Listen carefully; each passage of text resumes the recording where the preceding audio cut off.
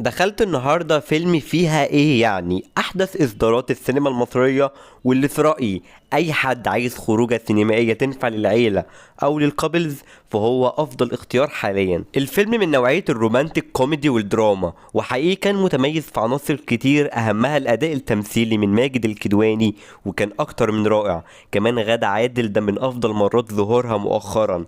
مصطفى غريب دمه خفيف كالعادة. اسماء جلال ده يكاد يكون افضل ادوارها السينمائيه. وريتال عبد العزيز كويسه جدا. كمان القصه بتقدر انها تشدك، وهي رقيقه جدا وهاديه وبتاخدك في مواقف كتير.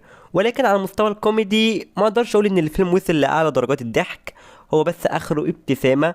فما تعليش سقف توقعاتك ان انت هتشوف حاجه تموت من الضحك. اما الجانب الرومانسي بالنسبه لي هو اللي عوض ده، وكمان في النص التاني.